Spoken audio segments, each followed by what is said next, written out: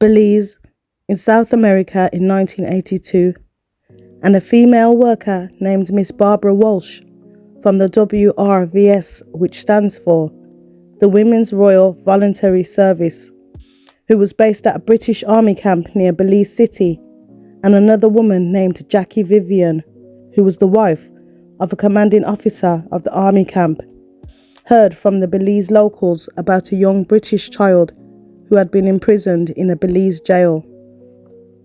The child was born and raised in Wolverhampton in the West Midlands, UK, England, and at just 11 years old had been put in prison in Belize. But the 11-year-old boy had not committed any crime.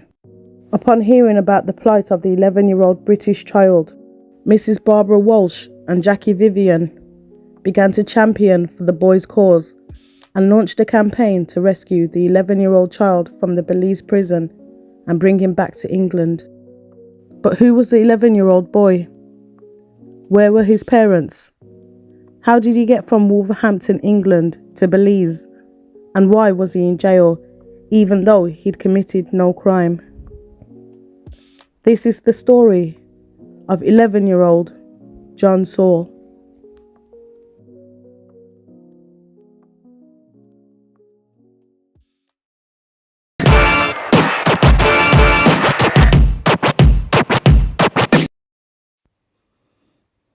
John Saul Sr. married a woman called Carmita, and they had 4 children together: John, Patrick, Michael and Marie, and they lived in Whitmarines in Wolverhampton in the West Midlands.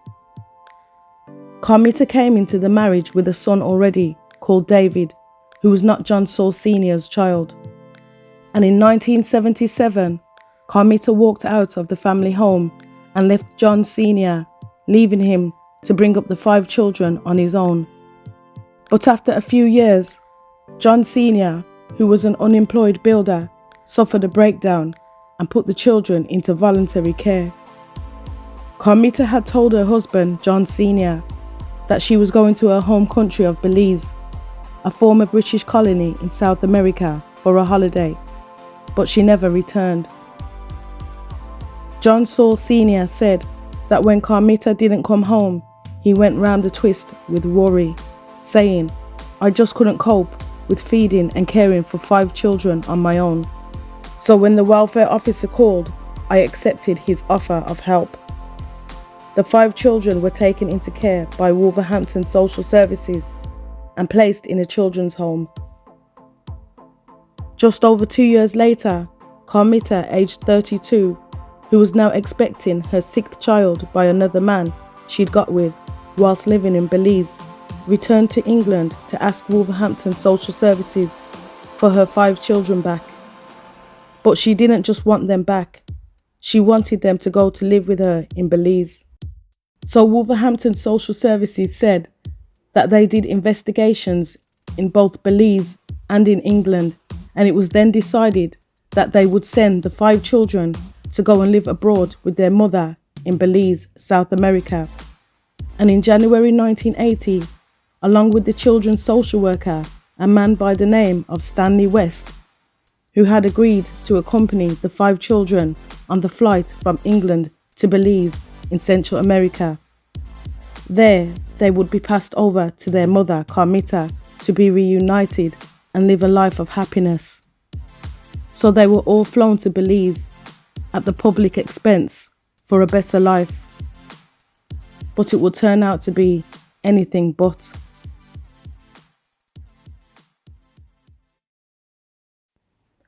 Within a week of arriving in Belize from England, 10-year-old John Saul Jr., 9-year-old Patrick, 8-year-old Michael, and 7-year-old Marie, the only daughter, had been abandoned by their mother, Carmita. Only 12-year-old David, who was Carmita's oldest child by a previous partner, was still living with her. The other children were forced to live rough on the streets of Belize. Michael, aged 8, was living in the streets in poverty, and after seeing him roaming around the streets, dirty and unkempt, a poor peasant family that lived in a 2-roomed wooden shack took pity on Michael and allowed him to share their shack sleeping on a mattress on the floor of the shack. Patrick, aged 9, was also living rough on the streets of Belize in poverty, dirty and unkept. And after a few months of living on the streets in poverty, another family living near the Mexican border took the 9-year-old under their wing. 7-year-old Marie was the most fortunate of them all, as she was adopted by a wealthy sugar farmer and his wife. But poor 10-year-old John was the most unfortunate one out of all the siblings. John roamed wild on the streets of Belize, dirty, poor and unkept, and at just 10 years of age, he had to resort to cutting cane on sugar plantations to try and make a little bit of money for food to eat. There was nobody to take pity on 10-year-old John or offer him the floor of their shack to sleep on. John had to totally fend for himself in a foreign country. John spent almost a year roaming the streets of Belize, living wild, dirty, unkept and poor, until one day, local Belize police officers picked him up wandering the streets. But Belize did not have any facilities for homeless children. There were no children's homes, so instead, the authorities took John Saul Jr. to the local jail, where, at age 10, he was imprisoned alongside murderers, rapists, and thieves.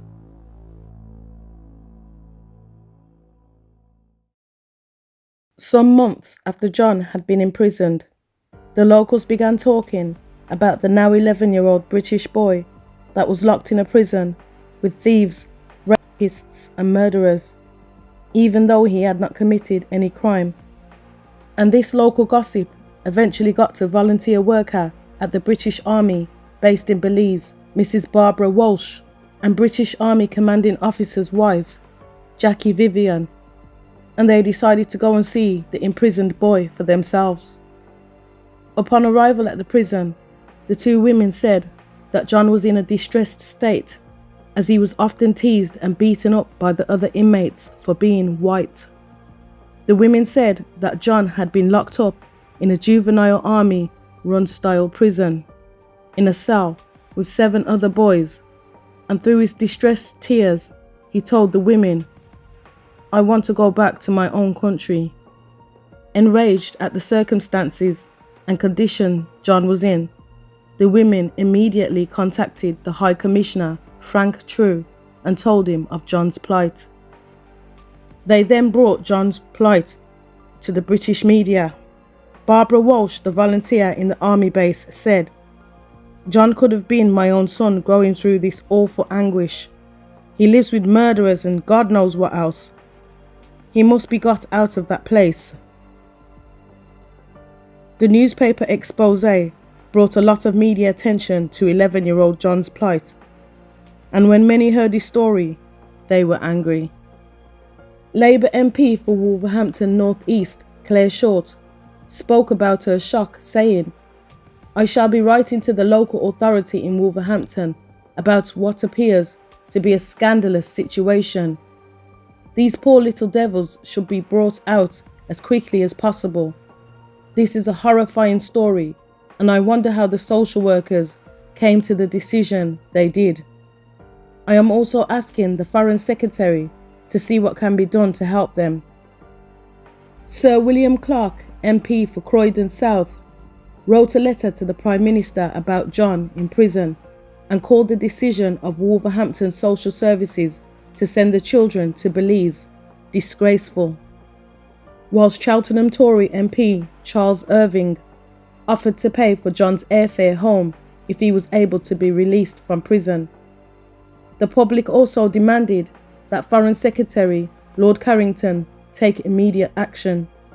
The public scrutiny exposed some shocking and troubling truths, such as the fact that the children's social worker had ignored the fact that Carmita, the children's mother, had previously abandoned her children before.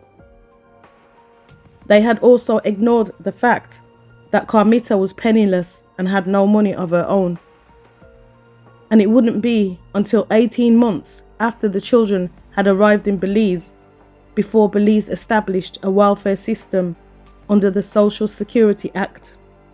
So when the children arrived there, there was no welfare or benefits that existed for their jobless mother.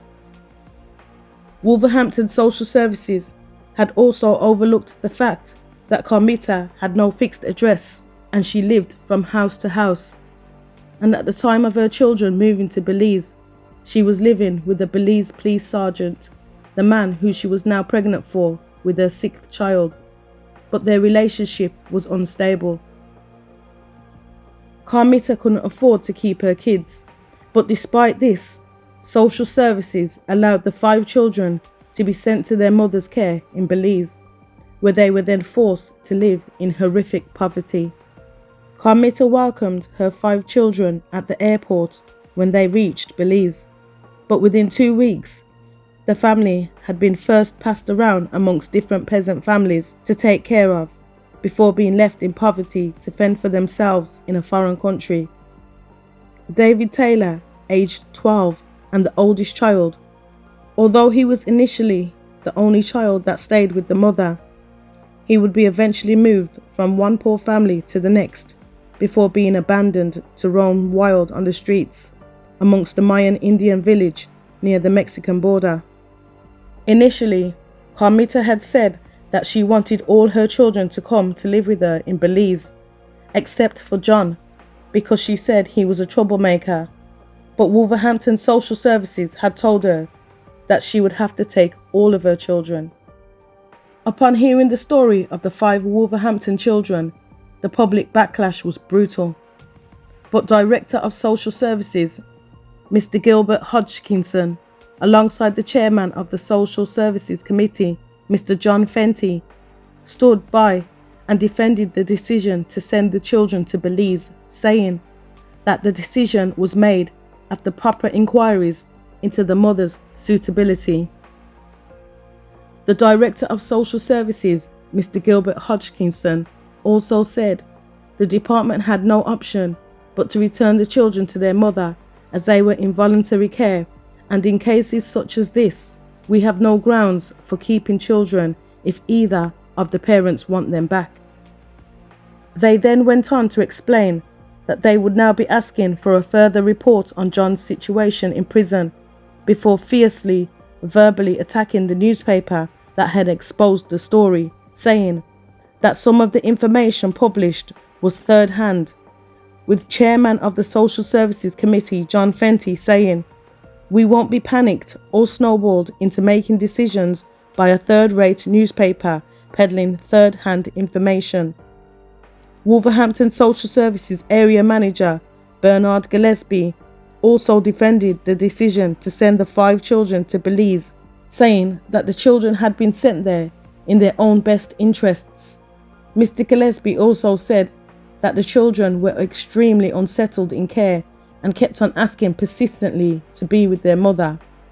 Mr. Gillespie also said that the children's mother, Carmita, had been visited by British Social Services in Belize and interviewed, and that after satisfactory reports, the Secretary of State was sought to ask for permission for the children to be allowed to go to Belize to live with their mother as is required, and permission was given.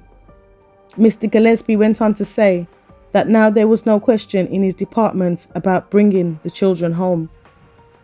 Mr. Gillespie further justified the decision to send the children to Belize to live with their mother by saying that the cost to fly all 5 children to Belize from Wolverhampton had cost less for taxpayers than to keep all 5 children in care for a week. He then went on to say that they did a follow-up report in February in 1981, just over 1 year after the children had arrived in Belize, and he said that that follow-up report had indicated that all was going well with the children, although some of the children had continued to present some difficulties. But if they had done a follow-up checkup on the children in Belize a year after they'd been flown out, they would have saw that the children, except for the little girl, were all destitute and living in poverty on the streets of Belize by themselves, and all separated and not living together. They would have also seen that 11-year-old John was incarcerated in a Belize prison. Upon hearing about the children in Belize, the children's aunt back in England, the father's sister, 39-year-old Patricia Murphy, and her husband, 44-year-old builder Patrick Murphy of Whit Marines, Wolverhampton, parents to 5 teenage children and a married daughter, contacted the authorities to ask that she be allowed to foster the children once she got them back from Belize, saying, "I will not rest until all the children are safely with me." And despite the children's suffering, they were initially not allowed to come back to England to live with their father, as their mother Carmita said that she would not allow her children to live with their father, and social services complied with her request, keeping the children in desolate conditions on the streets of Belize. The children's father, John Saul Sr., said that he did not blame Wolverhampton social services for what had happened to his children, saying, "If John has been deserted by his mother again, I am only too willing to have him back, as well as my other children, and I'll make sure that nobody takes them from me again. If John does come home, I will be able to look after him, and there are his aunts and uncles here to look after him too. There is a yawning gap, but if John is returned to me, we can start building the bridges across that gap."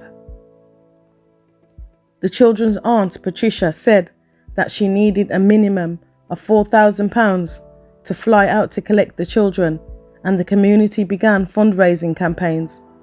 They also began preparing in hope of the eventual release of John Jr. from prison, and prepared for the hopeful arrival of the other children by planning an extension onto their home to house all 5 children. The children's father, John Sr., vowed to fight for his children, saying, "I would fly out there and get them if I had the money, but I know there is no chance of that." The Belize prison that John was incarcerated in allowed kids in the prison to gain points for good behaviour, which they would then swap for treats. John had amassed 750 points, so he was allowed a full day's leave from the prison. He was taken out of the prison for his day release by 19-year-old Glenn Smith, a senior aircraft man at a RAF base in Belize, who had heard about John's plight and wanted to help. Glenn Smith took a now 12-year-old John out of prison for the day and took him to see his 10-year-old brother Michael, who was living in a coconut-thatched hut with a peasant family. The 2 brothers were said to have been delighted to see each other and played together the whole day until John had to go back to prison.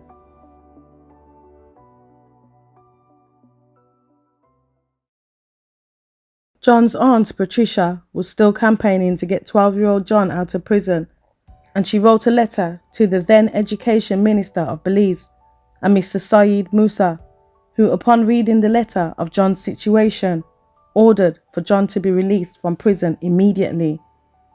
And on Saturday the 20th of March, 1982, John Saul was released from prison and flown back to England, where he arrived at Gatwick Airport. As John got off the flight, his aunt Patricia was waiting for him and hugged him and wept as she said, "They'll never take you away from us again. Your bed is ready and your cousins are waiting to see you." Over that weekend, John got to know his cousins, who gave him a guided tour of the town of Wolverhampton and took him swimming.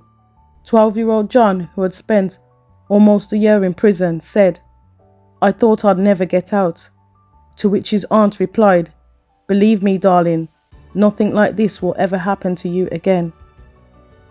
On his return home, John also met up with his father, who held back tears, saying, "He will be well looked after by my sister."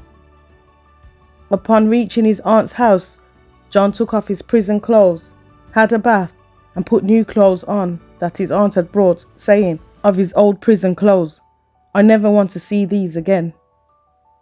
John, who now spoke with a distinct Creole accent, told what had happened to him, saying that within 2 weeks of them arriving, his mum wanted to give them all away and that he felt like his mother never really liked him. He spoke of his hellish experience in a Belize prison, saying that it was harsh and the prisoners had to be up for 5 a.m. They had to sweep the floors of the prison and run a mile before breakfast. John said that if they did anything wrong, they would be lashed, and he recalled being lashed 7 times once because his trousers were dirty. He was also covered in cuts and bruises from being constantly beaten up by the other inmates. John said that on the day he was released from prison, he didn't have much to pack, and the prison offered him a final meal of chicken and rice, which he refused as he just wanted to leave. John also said that on his last day in prison, his mother, Carmita, turned up at the prison to make sure he wanted to leave. John said that he didn't want to talk about his past. He just wanted to watch Manchester United play football, as well as play football himself. Whilst John was in prison, Belize had gained its full independence from the UK on the 21st of September in 1981. John said he wanted to go swimming, then rest for a few days before starting secondary school. He spoke of missing his siblings and wanting them to come home too. His aunt Patricia had started another local fund to help rescue the other children and to raise funds for their plane fare. Reporters flew over to Belize to get regular updates on the children's condition, and it was revealed that David, aged 13, the eldest child, was on hunger strike, as he said he wanted to go back to England, and the other brothers, Michael, aged 10, and Patrick, aged 11, were in no better position than they had last been reported. 7 months after the plight of the children were raised in the media.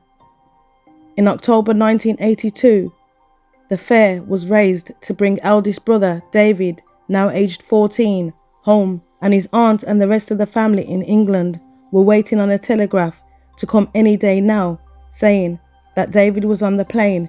Even though David was not the biological child of John Sr., the family welcomed him in with open arms. The other 2 boys, now 10-year-old Michael and 12-year-old Patrick, were still in Belize, living in poverty, whilst the family carried on trying to raise £3,000 to bring them back to England. There's no information or public records available on the fate of the 3 boys, except that they were desperate to come home back to England. The little girl Marie, who was now aged 9, was given the choice to stay in Belize with the wealthy family she'd spent the best part of 2 years with, or come home back to England. There's also no information available on the choice she made.